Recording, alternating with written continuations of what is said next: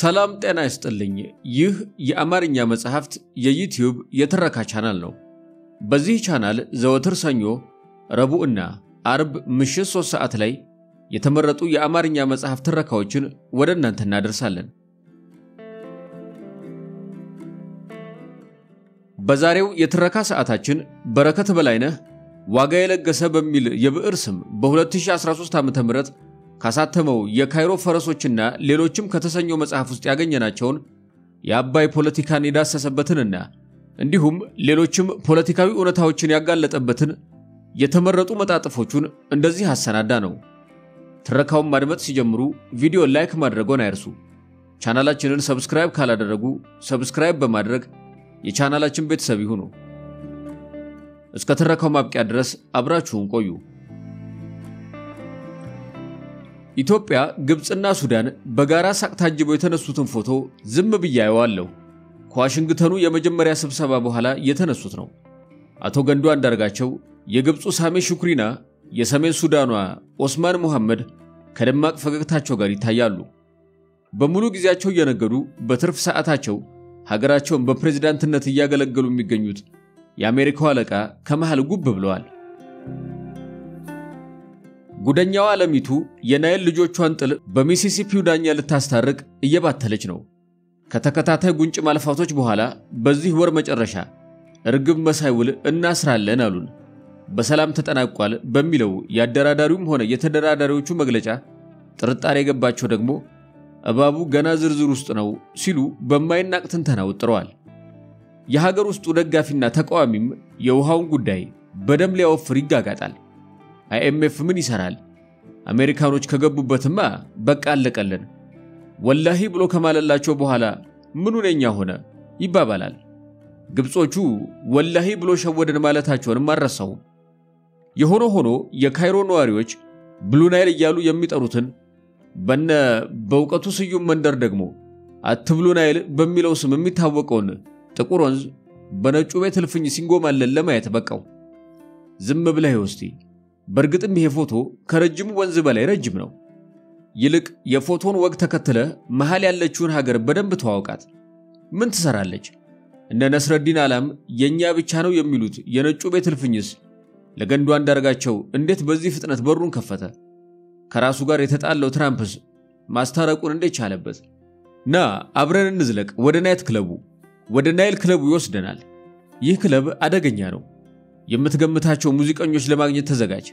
የሃይማኖተኛ ማዕት፣ የጦረኛው ጋጋታ፣ የሴራ ቁብተኞች ብዛት ተቆጥሮ አይዘለቅም። በሩ ላይ ስትፈተሹ ቄስ የነበረውን ሰውዬ የዳንሱ መድረክ አካባቢ ሼህ ሆኖ ልታገኘው ትችላለህ። መድረሳውን በሃግዕዝ ሲቀልጽ የቆሎ ተማሪውን በአሌፍ ዳዴ ሲል ታገኘዋለህና ሳቅህን ውጪ ጨርስ። እዚህ ሀብታሞች አሉ። የሚሰክሩት ከድሆች እህል በተጠመቀ ውስኪ ነው። የራበው ከጠገበው ይታገል ዘንድ የመሸታ ቤቱ ደንብ ፈቅዷል። ከመግረቡ እስከ ኑቢያው፣ ከቱርኩ እስከ ፋርሱ ሀገሩን ሸጦ የሚጨፍር ሌላ ለመሸጥ የሚደራደር እልፍ ሀገር በሊታ ታገኛለህ። ውሃ የጠማው ነዳጅ ከጠገበው ጋር ክፉኛ ተቆላልፎ ይጓተትልሃል። መጋጋጥ ነው፣ መላላጥ ነው። ይህ የናይል ፖለቲካ ነው። ከሜዲትራኒያን ወደ አትላንቲክ። ምስኪኑ ወንዝ አትላንቲክን እንደተሻገረ ፎቶ በይፋ ነግሮናል። ካይሮን እያቋረጠ ወደ ሜዲትራኒያን ይገባል የሚለውን የጂኦግራፊ ቲቸር ሌክቸር እንዲህ ብለን እናስተካክለው። የኢትዮጵያ ስደተኞች ካይሮን እያቋረጡ ወደ ሜዲትራኒያን ይገባሉ። ፎቶ ከወንዙ የሚሰፋ ታሪክ አለው። እየደጋገምክልኝማ ኢትዮጵያ፣ ግብጽና ሱዳን ብትን ብለው እየሳቁ አሜሪካ መሃላቸው ዱቅ ብላ ይታያሉ። ይቅርታ፣ ይሄ ነገር ግን ፎቶ ላይ ነው? መሬት ላይም እንደዚሁ አይደለም እንዴ? አዎ፣ ግን ልዩነቱ ፎቶ ላይ አራቱም እኩል ይስቃሉ። መሬት ላይስ? አላችሁ ተማሪዎች? ይቅርታ፣ አሜሪካንን መሃላቸው አድርገው ስለሚስቁ 3 የአፍሪካ ሀገሮች የሚናገር ማስረጃም መረጃም አጋጥሞኝ አያውቅም። ምናልባት የተስፋዬ ገብረአብ ስራዎችን በሙሉ ስላላነበብኩኝ ይሆን? ለማንኛውም 3 የምስራቅና የሰሜን አፍሪካ ሀገራት ሚኒስትሮች ዲቪ ደርሷቸው ካልሆነ አሜሪካንን አቅፈው በጋራ መሳቂ ከብዳቸዋል። ወይም ጥገኝነት ጠይቀው ተፈቅዶላቸው ይሆን? ቀናቱን ተወና ወደ ፎቶ ተመለስ። ለመሆኑ ከወንዙ ዋና ባለቤቶች አንዷ የሆነችው ደቡብ ሱዳን የታለች? እዚህች ጋር ፖለቲካዋ በይፋ ትጀመራለች። ጁባና ጉባ። በርግጥ ከናይል ዋና ባሉካዎች መካከል የጁባው አለመኖር ግርምትን መፍጠሩ አይቀርም። መሃል ላይ የተቀመጠውን ሰውዬ ትኩር በየሳየው ግን ጁባ ባትኖርም እንዳለች ያስረዳል። የኒው ጀርሲው ሰውዬ ነጭ ነው፣ ግን ሳልቫኪርን ይመስላል። ወደ ደቡብ ሱዳን በስህተት እንኳን መጥቶ ባያውቅም ጁባን እንዳይገዛ የሚከለክለው ግን የለም። ምክንያቱም እሱ ዶናልድ ትራምፕ ነው።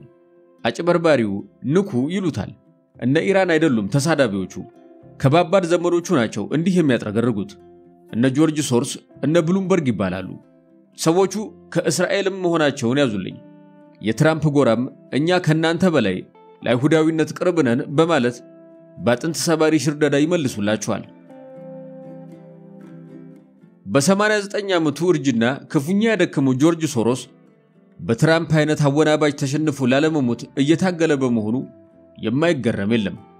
ያ ምስራቅ አውሮፓን እንደ ፍርፍር እንጀራ የቆራረሰ፣ ያ ለንደንን በጠራራ ፀሐይ ርቃን ያስቀረ፣ የፑቲንን ታጣቂዎች ክሬሚያ ድረስ ዘልቆ በጎዳ ሰልፍ ብቻ ተቃወምኩ የሚለው፣ ያ በረከት ስምዖንን በቀለም አብዮት ክስ ደጋግሞ ያነሳው የነበረው ጉልበተኛ ክፉኛ ደክሟል። በሽታው ራሱ ታሟል። ቢሆንም ትራምፕን ከመናገር አልቦዘነም። ከፌስቡክ ጋር ሆነው ቀጣዩ ምርጫ ለማሸነፍ እያሴሩ ነው፣ ተስፋ የለንም ይላል። እንዳትንቀው፣ የዛሬን አታድርገውና በየቤተ መንግስቱ ሶሮስ ምን አለ ይባልለት የነበረ ሰው ነው። እርጅና የማሰላሰል አቅሙን ያደክም ይሆናል እንጂ ውሸታም አያደርግምና እንደ ትራምፕ አትናቀው። ትራምፕ ምን ብሎ ናቀው በለኝ፣ ቀባጣሪ ይለዋል። ትራምፕ ጆርጅ ሶሮስን ቀባጣሪ ሲለው ሰማን። ወዳጄ እንዲህ አይነት ነጋዴዎች ሲሰዳደቡ ለኔ ብለህ ስማ። ከህዋት መግለጫ በላይ በኢትዮጵያ ፖለቲካን ለመተንተን ይረዳሃል። ዋናው ጨዋታ ያለው ዋናውን ነጋዴ መለየቱ ላይ ነው። ሌላውን ቶ ካድሬ ነው። ደብሪጽ መቀሌ ላይ ከምታደራጀው የካድሬ ኔትወርክ ይልቅ እነ ዳዊት ገብረ እግዚአብሔር በቦረዳ በኩል የሚያደርጉት የነጋዴዎች አሜባ የበለጠ ያስቀምጣል። ግብግቡ በነጋዴዎች መካከል ነው። ካድሬውማ ኮርቻ ነው። እናማ የኒው ጀርሲው ነጋዴ ደቡብ ሱዳንን ወክሎ በአባይ ጉዳይ እየተደራደረልህ ነው።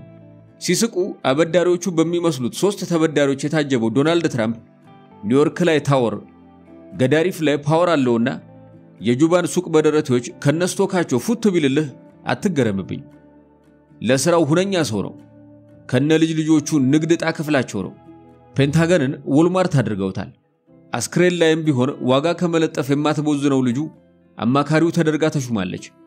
በቴሌቪዥን ቀርባ በምትናገራቸው ጨቅላ ሐሳቦች አትናደድ። ልክ ደህና ነገር እንደሚያወራ ሰው ደጋግመው ሲያቀርቧትም አትበሳጭ። ስማርቱ ትሬቨር ኖሃም ለተመሳሳይና አስቀያሚ ቃለ መጠይቆች የሚያማምሩና የተለያዩ ልብሶች እያለ ሲያስቅባት አንተ ፈገግም አትበል። ይልቅ ከቃለ መጠይቆቿ በኋላ ልጅት የት እንደምትደውልና ምን እንደምታወራ ስማ።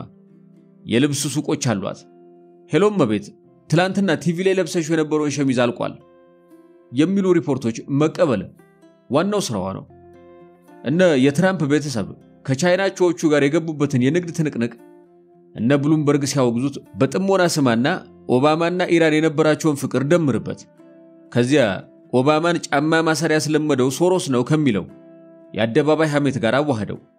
ባናቱም ዲኮንስትራክቲንግ ዘ ድራገን ቻይና ኮመርሻል ኤክስፕላኔሽን ኢን አፍሪካ ከተሰኘው የፖሊሲ አጤሬራ ላይ ከሰፈሩ መረጃዎች መካከል ይህችን ተውሰከልስበት። ሁለት ሀገራት ስማቸው እኩል 10 ጊዜ ይጠቀሳል። የአሜሪካና የቻይና። ቀጥሎ 4 ጊዜ ተጠራችው ደቡብ ሱዳን ናት ይላል። እነዚህን ቀላል የማሳያ ነጥቦች አስምሮባቸው የሚያልፈው ይህ ሰነድ ስለ ታላቁ የጁባ ወግ በዝርዝር ያጫውተናል። What happens in Juba stay in Juba የሚባል ተረት የለምና የጁባ ጥል ጁባ ላይ አይበርድም። ካርቱምን ያቀልጣታል። ናይሮቢና ካምፓላን ወላፈኑ ይደርሳቸዋል። የኔና ያንቺዋ ጉድም አለችበት። ግብጽንማ ተዋት ትወዛወዛለች። ሊቢያስ፣ ቀይ ባህርስ፣ የመንና ጅዳስ የማይነካ የለም። ከጋዳፊ እስከ አልበሽር የጁባው ጉዳይ ስሩ ረጅም ነው። ከራሱም ይቀድማል። በተለይም ከ2010 ወዲህ የምስራቅ ሜዲትራኒያንን በጋዝ ክምችት የመጥለቅለቅ ዜና ተከትሎ ያልተከሰተ የግብግብ አይነት የለም። ጋዳፊን በገፍ ከማሰናበት ጀምሮ አሳድን ወስዶ እስከመመለስ አልበሽርን ፍርድ ቤት እስከማመላለስ የደረሱ ግልብጥብጦች ተስተናግደዋል። ሁሉም ውስጥ ሁለቱ የዘመናችን ጉልበተኞች አሉበት። በትሪፖሊው የነሳርኮዚ መፈንቅለ ሀገር እንደ ቻይና ቁማር የተበላ ማግኘት ይከብዳል። የማኦ ልጆች በፖለቲካ ጣልቃ አንገባም በሚሉት ሙዳቸው ይታወቃሉ። በኢኮኖሚያዊው ዘመቻቸው የጋዳፊዋን ሀገር የነዳጅና ኢንቨስትመንት ኮንትራክቶች ጠቅልለው ሊደለድሉ ሲሉ ነው ኔቶ ተብየው ያፈራረሳቸው። ወዳጃቸው ጋዳፊንና 18 ቢሊዮን ዶላር የተገመቱ 50 ያህል ፕሮጀክቶቻቸውን ለሊቢያ አሸዋ ሰጥተው ነበር ትሪፖሊን የለቀቁት። በሊቢያው ቀውስ ከ40 ሺህ በላይ ዜጎቿን ከትሪፖሊ የምታስወጣበትን መንገድ እስክታጣ ድረስ የተሸነፈችው ቤጂንግ ከመራሩ ሽንፈቷ ለመማር አንድ ሌሊት አልፈጀባትም። ያኔ ያበደች ዛሬም አልዳነች። የሊቢያው ጦርነት የነዳጅ ገበያውን በአቅርቦትም የመቆጣጠሩና የቻይናን ኢኮኖሚያዊ አከርካሪዎች የመሰባበሩ ዘመቻ አንዱ አካል ነበር። ባለቤትየዋ የለመደባት አሜሪካ ናት። ለዘመናት በጋዝ ገበያው ጥገኝነት ስትንገላታ ከርማ ዛሬ ራሷን ለመቻል የበቃችው አሜሪካ ናት። ያኔውንም የዛሬውንም የወደፊቱንም ብጥብጥ የምትመራው። ራስን በመቻል ብቻም ሳያበቃ በምስራቃዊ ሜዲትራኒያን ዳርቻዎች እንደ ጉድ ተከምሮ የተገኘውን የጋዝ ሀብት ለቻይናና ለሌሎች ግዙፍ ገበያዎች የማቅረብ ግብግቡንም ያካትታል። ከቻይና ዓመታዊ ገቢ 4% ያህል ድርሻ ለሚወስደው የነዳጅ ገበያዋ የማይቋምጥላት የለም። ለነዳጅ ብቻ በአመት እስከ 4 ትሪሊዮን ዶላር ታወጣለች። ዘንድሮ በታሪክ ትልቁ ተብሎ የጸደቀው የኢትዮጵያ ዓመታዊ በጀት ወደ 400 ቢሊዮን ብር ገደማ ነው። ካልዘገነነህ ምታ ወዳጄ። በዚህም ሳቢያ የቻይና ደንበኞች የነበሩትን ሁሉ ለመክበብ ተሞክሯል። ከሆርሙዝ እስከ ማላካል ሰርጦች፣ ከባብ አልመንድብ እስከ ህንድ ውቅያኖስ እንዲሁም ከጊኒ ሰርጥ እስከ አፍሮ ዩሬሺያ ጫፍ የተደረገውን ከበባ ስንመለከት የቻይናን የነዳጅ መርከቦች እየተከተሉ ሲያሽከረክሩ እናገኛቸዋለን። የሳዑዲ አረቢያን፣ የኢራንን፣ የአንጎላን፣ የሩሲያንና የኦማንን የነዳጅ ገበያዎች በተለያዩ ሰበቦች አመሰቃቀሏቸው። ሀገሮቹን ደጋግመው ይመልከቱ። ከ1 እስከ 10 በደረጃ የተቀመጡ የቻይና ነዳጅ አቅራቢዎችና ሁነኛ የንግድ ሸሪኮችም ናቸው። በእኛ ወታደሮች የተጋለበው ጸረ አልሸባብ ድራማም የዚሁ አካል ነበር። አፍሪኮም ነበር ዳይሬክተሩ። ቻይናም ከበባው የኔን በነዳጅ የሚሰራ ህይወት ለመቀማት የተደረገ ዘመቻ ነው እያለች በጋዜጦቿ ይፋዊ መልስ ትሰጥ ነበር። ኦባማ ጋዜጣውን ሲያነቡ እሷ በጎን ተስተካካዩን እርምጃ አቀጣጠለች። የመጀመሪያው ደቡብ ሱዳን መሳሪያ ታጥቃ መግባት ነበር። ከ2010 ወዲህ ከላይ በተጠቀሱት ቀጠናዎች ላይ ከባባድ አብዮቶች፣ የእርስ በርስ ጦርነቶችና የኃይል ሹክቻዎች ተካሂደዋል። አብዛኛው በሁለቱ ታይሰኖች እጅ የተደገሰ ነበር። የሊቢያው ጉድ ሊናጥ አካባቢ ታዋቂው ድምፃዊ ቦብ ዳይላን በታሪክ የመጀመሪያውን ኮንሰርት በቤጂንግ ሊያቀርብ እየተዘጋጀ ነበር ይላል የኤዥያው ታይምስ ዘጋቢ ፔፔ ኤስኮባር። ከሚያቀርባቸው ዘፈኖች ውስጥ አንዱ አስገራሚ ነገር ያዘለ ነው። ኤሃርድ ሬንስ ጎና ከም ይላል ርዕሱ። ጋዜጠኛው ይህንን የዘፈን ወግ በጥሩ ትርጉም ሲያስቀምጠው ከጋዳፊ ጋር ጥብቅ ተሰሰር የነበራቸው ሁጂንታኦ ጋዳፊን ለጣሉት ለነሳርኮዚ እንዲህ እያሏቸው ነበር ይለናል። ለሰላም እድል ስጡት፣ አለዚያ እንበጠብጣታለን። ቻይና በሊቢያው ቁማር ካፒታሏን ብትበላም የድሮን ኃይል ለመመለስ ዛሬም እየታገለች ነው። በዚሁ ግብግብ ሳቢያ ሊቢያ በቀን 100 ሚሊዮን ዶላሮች ታጣለች። የዓለም ፖለቲካ ምን ያህል እኩይ መሆኑን ለማወቅም ቀጥሎ ያለውን አስገራሚ መረጃ ጠቅሳለሁ። በጋዳፊ ዘመን የሊቢያ ነዳጅ ከሚገዙት ውስጥ የኢጣሊያ ስም ከመጀመሪያው መስመር ላይ ነበር። ዛሬስ ለሊቢያ አንደኛ ነዳጅ ሻጭ ኢጣሊያ ሆናለች። በኮንትሮባንድ ከትሪፖሊ ይመጣና ሮምን ጎብኝቶ ተመልሶ ይሸጥላታል። ተቀምጠ ካያቸው ከዚህም በላይ ያደርጉሃል። ቻይና እንደ ጋዳፊ ላለመሆን አካሂዷን ማስተካከል ነበረባት። ከቻይና ታሪክ ቀሪው እርምጃዎች ዋናው ጁባ ወታደር ይዛ መግባቷ እንደሆነ ቀደም ሲል ጠቅሻለሁ። በሰላም ማስከበር ሰበብም ሆነ በታላቁ የቤልት ኤንድ ሮድ ፕሮጀክቷ ዓለምን በጠመንጃና በዶላር ከበበች። የኦማንና የጅቡቲን ወደቦችም ሰፍራባቸዋለች። ወለድ አስቆጥራ ይዛቸዋለች። የህንድ ውቅያኖስን በላሙ በኩል በቅርበት ተቃኘዋለች። ከሜዲትራኒያን እስከ ላቲን አሜሪካ ቻይና ወጥራ ተንሰራፍታለች። አሜሪካም ይህንን ቻይናዊ ወረራ ለመከላከል ዘመተች። በየፊናው በየአይነቱ ዘመተችባት። ቻይናም አጸፋውን እየመለሰች ይኸው እዚህ ደርሰናል። የኛው የአብዬ ግዛት ሰላም የማስከበር ጉዞም በአሜሪካ የታዘዘ ቻይናን የመከላከል ፕሮጀክት ነው። የሶሪያው አይነገርም። በግሪክ በቆጵሮስና በግብጽ ምን ተካሄደ? ሁሉም ላይ ጥቅምን በማስጠበቅ መርህ ተሳትፋለች።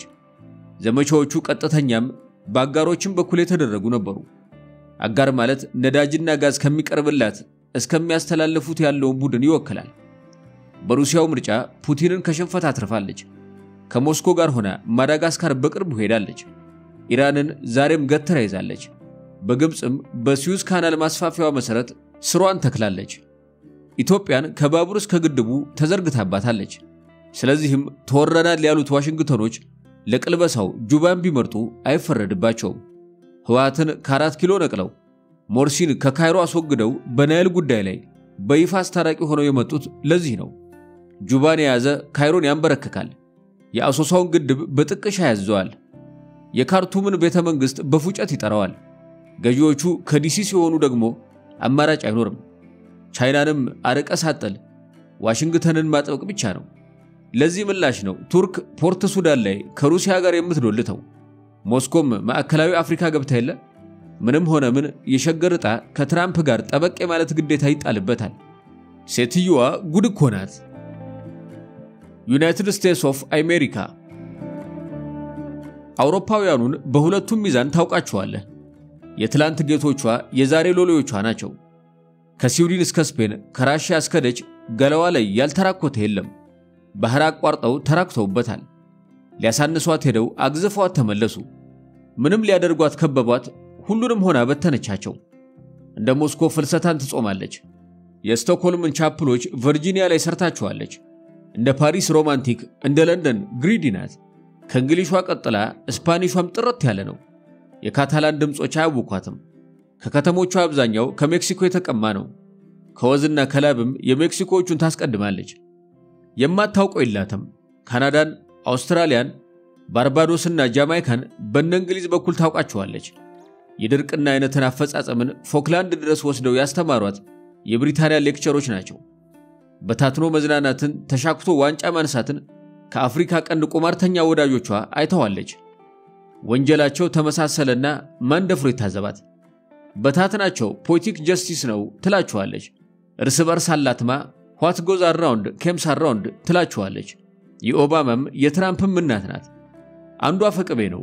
እሱ ካፒታል ሂል ደርሶ እስኪመለስ የተወለደባት የኬንያ መንደር ከናዋራዋ ጠብቀዋለች። ስላምባገነኖች ክፋት ለኦፕራ መንገድ ይቀልዋል። ሸራተን የመጣ ጊዜም የበረከት ስምዖንን መንግስት አሞግሶልናል። ባራክ ኦባማ ይሉታል። ባለቤቱ ህፃናትን የሚረዳ ፋውንዴሽን አላት። ባሏ የበተናቸውን የሊቢያ ህፃናት ግን አያካትትም። ይሄኛው ናይልን ሳያውቀው ለማስታረቅ መሃል የተቀመጠው ልጅ የሷ ነው። ነጋዴ ነው ብዬሄለ። የብራሰልስ አሽሙረኛ የውጭ ጉዳይ ፖሊሲው ትራንዛክሽን ዲፕሎማሲ የሚል ስም አውጥቶለታል። ከታሪካዊና ከባህላዊዋ ወዳጁ ጃፓን ጋር ዋጋ ላለመደራደር የማለ ከባድ ሚዛን ነጋዴ ነው። ከቴሄራን ጋር የገባው ጠብ ሳይጨርስ የናይል አስታራቂ ሆኖ ይመጣል። አይናውጣዎች ናቸው። እንደ ሳለም ብርጭቆ አሽገው ያስቀመጡትን ሰው ከ10 ምናምን ዓመታት በኋላ ስለፈለጉት ብቻ አሽዋውን አራግፈው ይጠጡበታል። የብርጭቆ ስም ኢሳያስ አፈወርቂ ይባላል። ይሉኝታ አልፈጠረባቸውም። በሰይድ ባሪያ አጥንት ከፎርማጆ ጋር ይፈራረማሉ። ከየፊርማቸው ስርም መፈከራቸውን በደማቁ ያሰፍራሉ። ጋድ ብለስ አሜሪካ፣ እኛስ ምናል ወላሂ አንጎዳችሁም። ይህቺ ጠቅላይ ሚኒስትሩ በካይሮ ጉብኝታቸው ወቅት ያሰሟት ንግግር በርካታ ገመናዎችን የገለጠች ነበረች። ወላሂ ብለዋል እያሉ ግብጾቹ ደስ ተሰኙ። የመጀመሪያው ሙስሊም ጠቅላይ ሚኒስትር የሚለው ማስተማመኛ ለመጥቀስ የተቻኮሉም ነበሩ። የሰውየው ተቃዋሚዎችም በየፊናቸው እንዴት እንዲህ ይላል? ጥቅማችሁን አልነካባችሁም ማለኮ ሲሉ ቅሬታ ገባቸው። ይህዋ ግድቡን ሸጦላቸው መጣ ለሚሉትም እንደ መሳሪያ ውላለች። የግድቡ አለመቋረጥ ቁርጥ መሆኑ ሲታወቅ ደግሞ የግብጽ ቅሬታ ወላሂ ብሎ እንዴት ይጎዳናል ወደሚለው መሸጋገሩን አይተናል። ይህንን ሰምተው ግድቡን ሸጠው በማለታችን ተሳስተናል ይቅርታ የሚሉ ግን ብዙም አላጋጠሙኝም። ይህ ብቻውን ስለ ኢትዮጵያ ፖለቲካ መርህ አልባነት ለመመስከር በቂ ነው። የኢትዮጵያ ፖለቲካ በጋራ ጉዳይ ይልቅ ለግብታዊ የስልጣን ፍቅር የሚደረግ ግብግብን ይወክላል። ለኔ እነዚህና መሰል ጉዳዮች ከተራ ፖለቲካዊ ትርጉማቸው በዘለለ የሚነግረኝ ብዙ ሐቅ አለ። ዋናው ግን የጠቅላይ ሚኒስትሩ ንግግር ልክና አስፈላጊ እንደነበር ብቻ ለመሟገት ዝግጁ መሆኔ ነው። አይገርምም? ፖለቲካዊ ትርጉም አይደለም። እደግመዋለሁ። ንግግሩ ልክና አስፈላጊ ነበር። የተሳሳቱት በአጉል ትርጉም የማለሉት ግብጾችና በተቃውሞ ገበያቸውን የመነዘሩት የሀገሬ ፖለቲከኞች ብቻ ናቸው። ከደጋፊዎቹ መካከል ንግግሩ በተለያዩ ምክንያቶች የደበራቸው ካሉም ከሙግት አያመልጡም። የጠቅላይ ሚኒስትሩ ንግግር ለኔ ስህተት ይሆን የነበረው ወላሂ የግብጽን ጥቅም አስጠብቃለሁ፣ የኢትዮጵያን ጥቅም እጎዳለሁ ቢለኝ ነበር። ይህንን ለማውገዝ ዝርዝር አያስፈልገኝም። የሚገርምህ ነገር ወላሂ በ1959 ውል የሰፈረውን የውሃ ኮታችሁን አስጠብቃለሁ ብሎ ቢሆን እንኳን ብዙ በዝርዝር ያልቀረቡ ነጥቦች ስለሚኖሩት በጭፍኑ ለማውገዝ በቂ ያለመሆን አቅም ነበረው። የበለጠ የሚገርምህ ነገር ከግድቡ የፈለከውን እኔ በሶላር እሰጣለሁ፣ ስለዚህ መገንባቱን ተውልኝ ቢልህ እንኳን ያለምንም ጉዳት መቀጠል የሚቻልበት ሰፊ እድል አለ። ግድቦች አካባቢያዊ ጉዳታቸው ተመዝኖ የሚፈርሱበት ዘመን ላይ ደርሰናል እኮ።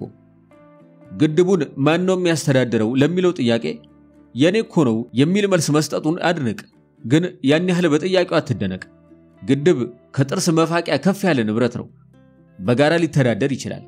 ፓራጓይ የምትባለው ሀገር ከነስዋሬዝ ቀጥሎ የምትታወቅበት አንድ መለያ አላት። በሁለት ግድቦች ብቻ ከሚያስፈልጋት የኃይል መጠን 5 እጥፍ አምርታ ቀሪውን ኤክስፖርት የምታደርግ ኃይል ጠገብ ናት።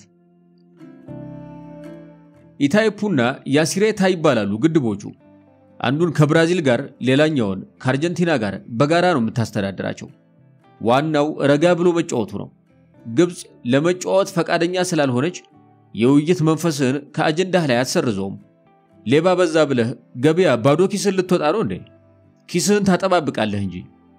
መለስ ዜናዊ አስረስ የግድቡን መሰረት የጣለ ጊዜ ካደረገው ንግግር ውስጥ ይህችኛዋን በሚመቸኝ መልኩ ላውሳ።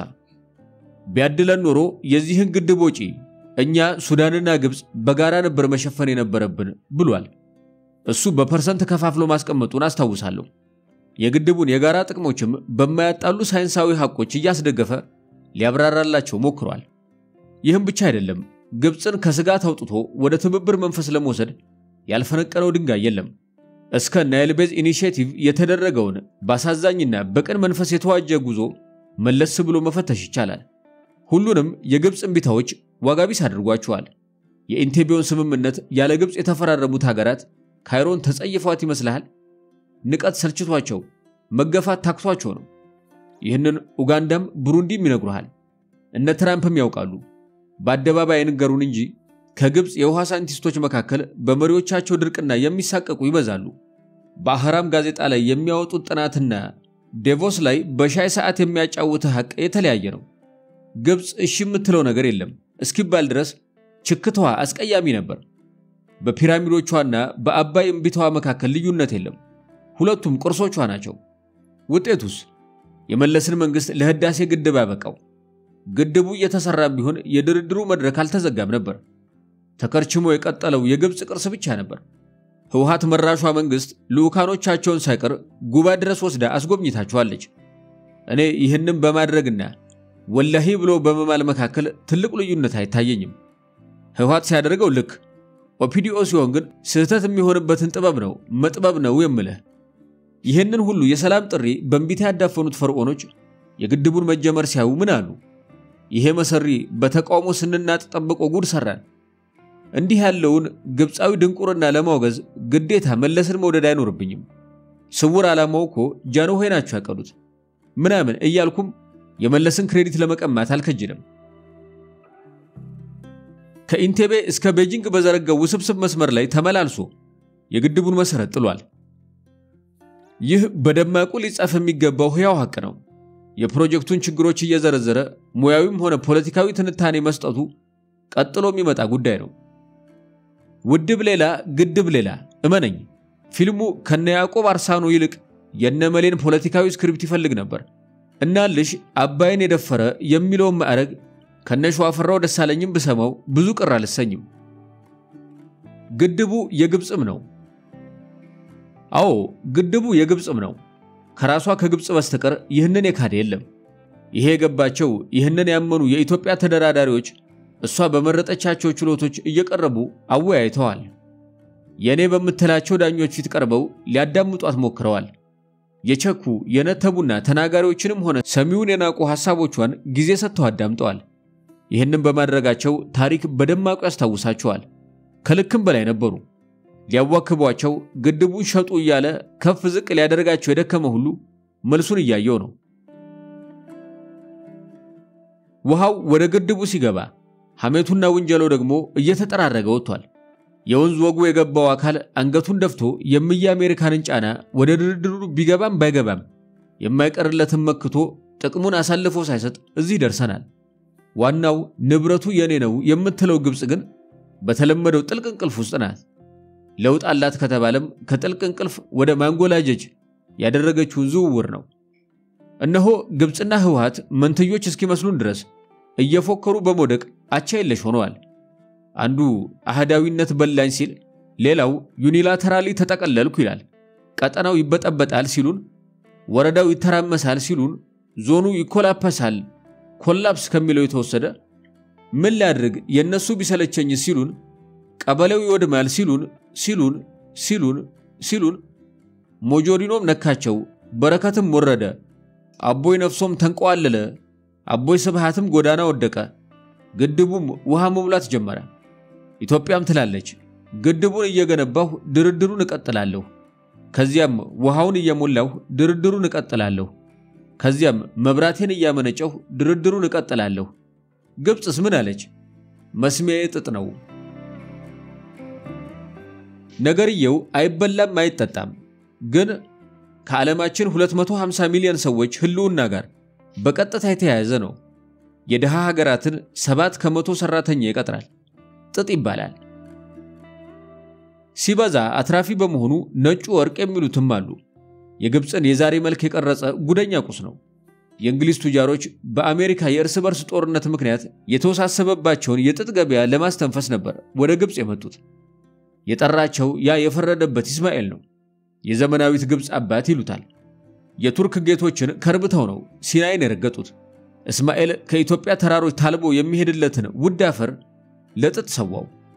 ዜጎቼ በፍጥነት እንዲበለጽጉልኝ የዘየንኩት መላ ነው ይላል። ባለማችን በጥንካሬው ደግሞም በልስላሴው ተወዳዳሪ የሌለውን ጥጥ ከዛሬ 200 ዓመታት በፊት ከግብጽ በረሃ ከናይል ለም አፈር ላይ ይታፈስ ጀመር። የግብጽን ሀገራዊ ቁመና ከጥጥ በላይ የመተረ ነገር ማግኘት አይቻልም። ጥጥ ሰርቶ ጥጥ የሚያፈርሳት አሻንጉሊት ሆና ቀረች።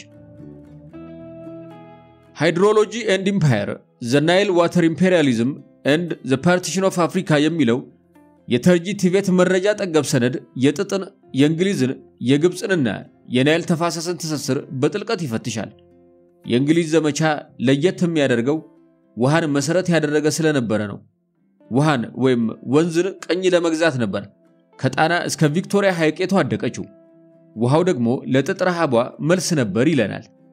በዘመነ ቅርምት የተጀመረው ይህ የጥጥ ፖለቲካ ለጥቂቶች የስኬት ለብዙሃኑ የሞት ምልክት እየሆነ እስከ ዛሬ ዘልቋል። ጥጥ ለግብጽ ኢኮኖሚ የጀርባ አጥንት ነው። ሰፋፊ የጥጥ እርሻዎቿን አንዳች ክፉ ነገር ሲነካቸው በኃያሉ ትሽመደመዳለች። ይሄ ምንም ክፋት የሌለው ስጦታ ነበር። ምክንያቱም ጥጥ ነግዶ ማትረፍ ወንጀል አይደለም። ለግብጽ ሲሆን ግን ከወንጀለኝነትም በላይ ይሆናል። ወዳጄ ጥጥ ውሃ አይበቃውም፣ የውሃ ጅብ ነው። WWF 2014 ላይ ሃንድል ዊዝ ኬር አንደርስታንዲንግ ዘ ሃይደን ኢንቫይሮንመንታል ኮስት ኦፍ ዋተር ሲል በቀረበው ጽሑፍ 1 ኪሎ ጥጥ ለማምረት 20,000 ሊትር ውሃ ያስፈልጋል ይለናል። አይዞህ አደንግጥ። ለጥጥ ተብሎ በሚረጨው ተባይ ማጥፊያና በሚከመረው ማዳበሪያ ምክንያት በከርሰ ምድር የውሃ ሀብት ላይና በውዱ አፈር ላይ የሚደርሰው ኪሳራም ለመስማት የሚዘገንን ነው። ይህቺ ዝናብ አይቼም አላውቅ የውሃ ድህነት አብዙሮ ሊደፋኝ ነው በማለት ውሃ በመሻማት የምትታወቀው ሀገር ከዓለማችን ከፍተኛና አላስፈላጊ ውሃ ከሚያባክኑ ጥጥ አምራቾች ተርታ ሁለተኛ ደረጃ ላይ ትገኛለች። ውሃ ሞልቶ የተረፋቸው እንደሷ አይደፋፉም። ዕዳ መክፈያዬ ነው በሚል ፈሊጥ መስሚያዋን ጥጥ አድርጋለች። ላለፉት 200 ዓመታት በጥጥ ምክንያት ያልደረሰባት ኪሳራ የለም። ዘንድሮስ ምን አለች? የጥጥ ምርቴን በእጥፍ ለማሳደግ በመስራት ላይ ይገኛለሁ። የግብጽ ፖለቲከኞች እንዲህ ናቸው። አልሞኒተር ላይ በዚህ ዓመት ያነበብኩት ዜና እስከመቼውም ሲያስገርመኝ ይኖራል። Egypt take measures in response to collapse of Renaissance Dam talks ይላል ርዕሱ። ማርች 5 2020 ነው ለንባብ የበቃው። የኢትዮጵያ ነገር ስላልተሳካ የውሃ ብክነትን ለመቆጣጠር የሚያስችሉ አስገዳጅ አዋጆች ይፋ ይደረጉ ሲል ፓርላማውን ይመክራል። ሳዳት ካለ ናይል ህይወት የለንም ባሉ 50 ምናምን ዓመት በኋላ የናይል ጥገኝነታቸው በዘመነ ሄሮድተስ ካወቁ ስንትና ስንት ዘመናት በኋላ ዘንድሮ ገና ስለ ውሃ ቁጠባ አስገዳጅ የሆነ ህግ እንደሚያስፈልግ ይወያያሉ። የውሃ ረሃባቸውን ባወቁ በሚሊዮንኛ ዓመት መፍትሄ ፍለጋ ተቀምጠዋል። አቀማመጣቸው ከልብ ቢሆን ሸጋ ነበር። ህዝባችንን ውሃ በኃላፊነት እንዲጠቀም ማስተማር፣ መቅጣት ማስገደድ አለብን ይላሉ። ከሁለት ዓመት በፊት አንድ በውሃ ላይ የሚሰራ ድርጅት የሚመሩ ሰው ለካይሮ ከንቲባ የሆነች ሚስጥር እንደ አዲስ ሹክ ይሏቸዋል። በሚስጥሩ የተደናገጡት ከንቲባም ከ6 ወር በኋላ እንዲህ የሚል ዘመቻ ይጀምራሉ። የተከበርከው የካይሮ ከተማ ነዋሪ ሆይ፣ ውሃ ክፉኛ ያባከንክ በመሆኑ ልቀጣህ እገደዳለሁ። የምታባከነው ውሃ እጅግ ውድና ክብር መሆኑን አውቀህ በኃላፊነት ተጠቀም። መሬት አትጠብበት፣ መኪናህን ለማጠብም አታርፋፋው፣ መስኖ ያልክም አታራክሰው ምናምን አሉ። ማሳሰቢያው ባልከፋ ችግሩ የጊዜው መርፈድና የተነገራቸው ምስጢር አስደንጋጭነት ነው። የካይሮ ከተማ ነዋሪዎች በቀን 1 ሚሊዮን ኪዩቢክ ሜትር ውሃ ያባክናሉ የሚል ነበር ምስጢሩ። አንዱን በ1000 ሊትር ምታው። ካይሮ 20 ሚሊዮን ነዋሪዎች አላት። በነገር ላይ ከንቲባውም እንደ ሌሎች አቻዎቻቸው ቀልዳቸው የተለየ ነው። በዚህች ከተማ ውስጥ አንድ ሰው በአመት 600 ሜትር ኪዩብ ውሃ ይጠቀማል። ድሮ ከዚህ በላይ ነበር። የዓለም ስታንዳርድ 800 ነው።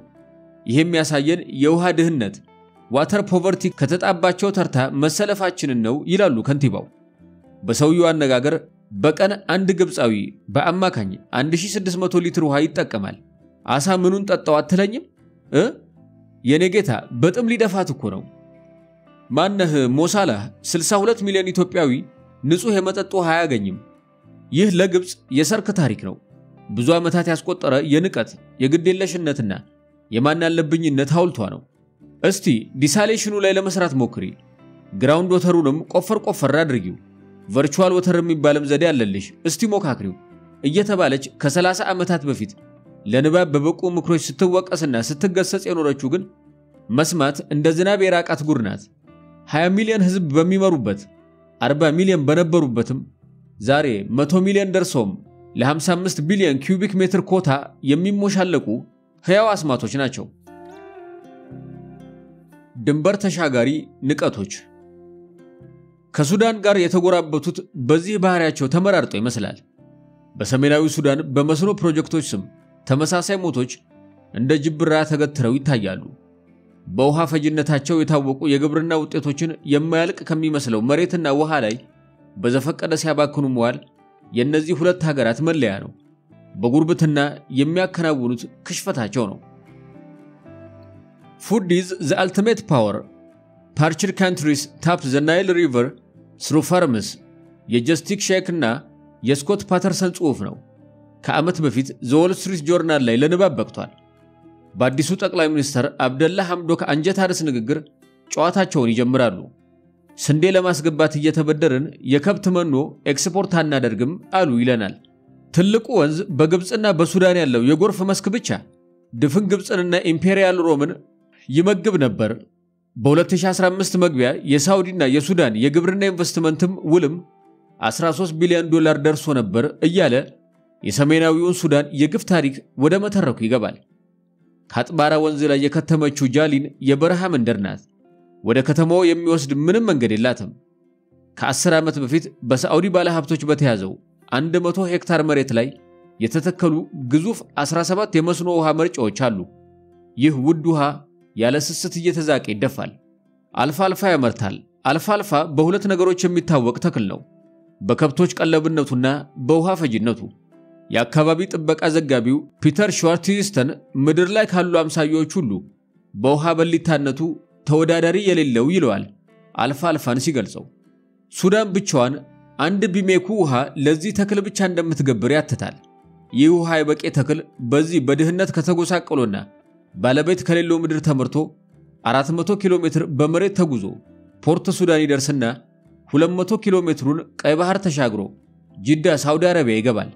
ብዙዎች ያለ እህል እርዳታ አያድሩም ከሚባልበት መሬት ላይ በታጨደ ቀለብ የዱባይ ሰንጋዎች ጠግበው ያድራሉ። ሌሎች ድርጅቶችም አሉ። በርካታ 10 ዓመታትን ያስቆጠሩ ናቸው። ድርጅቶቹ ከመንደሮቹ ነዋሪዎች ጋር ምንም አይነት የውሃ አጠቃቀም ስምምነት የላቸውም። ክራውን አግሪካልቸር የሚባል ከፓኪስታን ነው የመጣ ነው በሚሉ ኢንቨስተሮች የሚተዳደር ጀርባው ሲጠና ግን በሳዑዲና በሱዳን ባለሀብቶች ስም የተመዘገበ ድርጅት ነው። ሸንዲ ላይ 200 ሄክታር መሬት አለው። አልፋልፋውን ወደ ዱባይ ይልካል። ፈረሶች፣ ግመሎችና ከብቶችን ለመመገብ ይውላል። የናስር ሐይቁ የቶሽካ ፕሮጀክትም በሳዑዲና በዱባይ የሚተዳደር ትልቅ ፕሮጀክት ነው። የሳዑዲው ጎልደን ግራስ ኢንካላፊ ሲናገር ግብጽና ሱዳን ላይ መሬት ሳይሆን ውሃ ነው የምትገዛው ይላሉ። የግብጹ ፕሬዝዳንት ሁስኒ ሙባረክ ነበሩ በ1990ዎቹ ያስጀመሩት። የግብጽን የምግብ ጥያቄ ለመመለስ ብለው ኪፋያቸውን ለብሰው እንዳርሶ አደር ተውነው በይፋ መርቀው ያስጀመሩት ራሳቸው ነበሩ። ራስን በምግብ የመቻል ህልም ነበር። አንቺ ታላቅ ሀገር ሆይ ፈጣሪ በሰጠሽ አፈርና ውሃ ተጠቅሜ በስንዴ ምርት አትረፈርፍሻለሁ ባሏት 10ኛ ዓመት ላይ ግብጽ ከዓለም አንደኛዋ ስንዴ አስገቢ ሀገር ሆነች። ታላቁ ቶሽካም በውሃው እየቀለደ ለዱባይ አለቆቹ የከብቶች መኖ ኤክስፖርት አድራጊ ሆኖ ቀረ። ግብጽ በፍሬሽ ውሃዋ 85% ለእንዲህ ያለ የእርሻ ፕሮጀክቷ ነው የምትጠቀመው። የዓለም ስታንዳርድ 70% ነው። በተለይም ለሁለቱ የገልፍ ሀገራት ከፍ ዝቅ በማለት ለሚታወቁት መሪዎቿ ነገርየው ለጽድቅ እንደሚያበቃ ስራ ይቆጠራል። ሳዑዲና ዱባይ እስከ 160,000 ሄክታር መሬት በግብጽ ውስጥ አላቸው። የኒውዮርክ 2 እጥፍ ማለት ነው። ውሃ ፈጅ የሆኑትን እነ በቆሎ፣ ድንች፣ ስንዴ፣ አልፋልፋ፣ ገብስ፣ ፍራፍሬ በተለይ ወይን ያመርቱበታል። ከዘፍጥረት ጀምሮ የግብጽ የዳቦ ቅርጫት በሆነው የናይል ሰሜን ዳርቻ ከካይሮ ገበሬዎች ከ1 ሄክታር የበለጠ መሬት ያለው የለም። እሱም በእነዚህ ግዙፍ ፕሮጀክቶች ምክንያት በብክለትና በውሃ እጥረት ምርት መስጠት እያቆመ ለችግር ይዳረጋቸዋል። ኢስማኤልያ፣ ዳህሊያ፣ ካፍር አልሼክ፣ ሻርቂያ ፋዩም፣ ዳሚዮታ ወዘተ የተባሉ አካባቢዎች ወደ 10 የሚጠጉ በየዓመቱ በውሃ እጥረት ምክንያት የእርሻ መሬታቸው ስራ ባቆሙ ገበሬዎች አመጽ የሚታመሱ ከተሞች ናቸው። ላለፉት 100 ዓመታት ከዲሰምበር መግቢያ እስከ ጃንዋሪ ማለቂያ በከባድ የውሃ እጥረት መሰቃየት ለግብጽ የተለመደ ቅጣት ነው ይላል ሙሐመድ ኤል ሰይድ ፋይንዲንግ ኤ ሶሉሽን ፎር ኢጂፕትስ ዋር ክራይሲስ በሚለው 2018 ላይ የቀረበ ጽሑፍ። ተገርማችሁ ሙቱ ሲለንም በ2015 ፕሬዝዳንት አልሲሲ ሌላ 600,000 ሄክታር የመስኖ መሬት በኑቢያ የከርሰ ምድር ውሃ ለማልማት ጨረታ አውጥተው የሁለቱ ሀገራት ድርጅቶች አሸናፊ ሆነዋል፣ የሳዑዲና የዱባይ። በነገራችን ላይ ለእንግሊዞቹ የጥጥ ፍቅር የተሰዋው ታላቁ የጌዚራ መስኖ ፕሮጀክትም የናይል ተፋሰስ ሌላኛው ገፍ ነው። 1 ሚሊዮን ሄክታር ያክላል። ለዚህ ከአፍሪካ ታላቅ ለተባለው የጥጥ እርሻ ኃላፊነት በጎደለው መልኩ የሚባክነው ለምሳሌ ባረጁት ቱቦዎች ምክንያት የሚንጠባጠበው ውሃ መጠን ከናስር ሐይቁ ጋር ሲደመር እስከ 14 ቢሊዮን ሜኩ በላይ ይሆናል። ይሄ ማለት በግርድፉ ሊባኖስን ለ2 ዓመት ጥንቅቅ አድርጎ የሚያሳድር ውሃ ነው። የህወሓት ማፊያ ቡድንም ሰንሰለቷን የዘጋችበት ገጽ ነው። ሌላ ጊዜ እንጨዋወታለን። ከምርጫቸው በኋላ እንደው እንደ ህወሓት ለዛ ቢስ ፍጥረት አለ። በሳቅ በደሉን ሁሉ አስረሱን እኮ። በየዓመቱ ግብፃውያን 150 ሚሊዮን ቶን ቆሻሻ የፋብሪካ ተረፈ ምርት ደረቅ ቆሻሻ ወደ ውድ ወንዛቸው ይጥላሉ። በርካታ ፋብሪካዎች የቆሻሻ ማስወገጃዎች በቀጥታ ከወንዙ ጋር ያይዘውታል ይላል ማይቲ ናይል ሪቨር ትሪቴንድ ባይ ዌስት ዋርሚንግ ኤንድ ኤ ጃይንት ኢትዮጵያን ዳም የሚለው የፋሪድ ጃፓን ታይምስ ላይ ለንባብ የበቃው መጣጥፍ። ለፍቅርም ጊዜ የለ። በናይል ጉዳይ የግብጾች ነገር ለማንም አይመችም። ለሳይንስም ለጥንቆላም ለግምትም የማይመች አድርገው ራሳቸውን ቀርጸዋል። ይሄ ለዘመናት ያልተበገረ እንደ ተራራ ከሩቅ የሚታይ እንደ ሰማይ ከቦታው ፈቅ የማይል ድርቅና ብዙ ነገሮችን ከጥቅም ውጭ አድርጓል። የላይኛው ተፋሰስ ሀገራት በተለይም የኢትዮጵያ አይነቱ በደልና ግፍ በተደጋጋሚ ስለተነሳ እንቶ ግብጽ በዚህ ችኮነቷ ምክንያት ሌላ አሳዛኝም አስደንጋጭም ኪሳራ እንዲደርስ እያደረገች ነው። ብዙዎቻችን የምናውቀው ግብጽ ከናይል ውሃ ያንበሳውን ድርሻ ማለትም እስከ 85 ከመቶ እንደምትጠቀም ነው። በእርግጥ እውነት ነው። ይህንን እውነት ከሶስቱ የተፋሰስ ሀገራት ወጣ አድርገን ስናየው ግን ከመራራ ሐቅ ጋር እንፋጠጣለን። 11ዱ የናይል ተፋሰስ ሀገራት ውስጥ ከሚዘንበው የዝናብ መጠን ግብጽ ጋር የሚደርሰው 0.8 ከመቶ ብቻ ነው። ሀገሪቱ ከሚያገኙት 99 ከመቶ ዝናብ የትም ባክኖ የሚቀር አሊያም የአቅሙን ያህል ጥቅም ሳይሰጥ የሚባክን ነው። 7000 ቢሜኩ ዝናብ በየዓመቱ ከሰማያቸው ይታለባል። ከዚህ ለቁጥር ከሚከብድ ሀብት በራሷ ገፊነትና ተናካሽነት 55 ቢሜኩ ብቻ ነው የምታገኘው። ከዚህ ባህር ውስጥ የወሰዷትን የማንኪያ ሀብት ለማስከበር ኮታዬን አትንኩብኝ እያሉ ይህንን ሁሉ ሀብት ማባከን የስልጡን ሥራ አይደለም። ይህንን እንቁ ሀብት በጋራ ማልማት በሰላም ተካፍሎ ማደር ይቻል ነበር። ለዚህ አለመሳካት ሁሉም ሀገራት ተጠያቂ መሆናቸው እንዳለ ሆኖ የግብጽ ስህተት ግን በብዙ ምክንያቶች ከፊት ይጠቀሳል። ግብጽ እጅግ አሳዛኝ ጥፋቶች ትፈጽማለች። ለዜሮ ድምር ስሌቶቿ እንቅልፍ ታጣለች። የትብብር መንገዶቹን ሁሉ ዘግታቸዋለች። ዛሬም ትላንትም ለዚህ ምስክሮች ናቸው። ግብጽ ማለት የናይልን ጉዳይ በወጉ ሳትይዘው የናይልንና የኮንጎን ወንዞች ላገናኛቸው ነው የምትል የቧልት እመቤት ናት። ይህንን አድክም ፕሮጀክት በ1980 አንዋር ሳዳት ነበር ደመቅ አድርጎ ያወራው። ባለሙያዎቹን ሁሉ ልኮ አስጠንቶ ነበር። አልሲሲም በ2013 ገደማ ሽዋላቸውና የሚያስቀው ሲበዛ ተውት። አጥኑልኝ ያሏቸው ሳይንቲስቶች በ20 ግዙፍ ችግሮች ምክንያት ነገርየው አይሆንም አሏቸው። 20 ግዙፍ ችግሮች ካሉት ስንት ጥቅም ኖሮት ይሆን ያሰቡት? ይሄ ጨዋታ ትንሽ እድሜው ረዘም ይላል። ታዋቂው በሱዳን የግብጽ የመስኖ መሐንዲስ አፓት ፓሻ በመጽሐፉ 1902 ላይ ጠቅሶት ነበር አሉ። አልሞኒተር ሲያሾፍም ከአፓታ ጋር ሞቶ ነበር ይለዋል። ሳዳት ግን ትቢያውን አራግፈው እንደገለጡት ሙባረክ መጥቶ ገደላቸው። አልሲሲ ታዲያ እንዴት ተረፉ ለሚለው ጥያቄ ምርጥ ጦረኛ ናቸው ይላል ያየሰው ሽመልስ ፓሻ አፓታ። እነ አልሲሲ ይህንን ሁሉ የሚሉት በ600 ኪሎ ሜትር ካናል የኮንጎን ወንዝ በደቡብ ሱዳን በኩል አስቀይሶ በሰሜን ሱዳን አሳልፎ ወደ አስዋን ግድብና ወደ ሲናይ ግራና ቀኝ ለመውሰድ በዚህም ካሁኑ እጥፍ የውሃ መጠን ለማግኘት ነው። አልሞኒተር የውሃ ሚኒስተሩ ጋር ደውሎ እንዴት ነው ይሄ ነገር ያስኬዳል ይላቸዋል። ወንዞችን ያለ ተፋሰሳቸው ጠልፎ በሌላ ተፋሰስ ማፍሰስ እኮ በዓለም አቀፍ ሕግ የተከለከለ ነው ብለውት እርፍ አሉ። ይህንን ረስተውት ነው እቅዱን የሚያወጡት።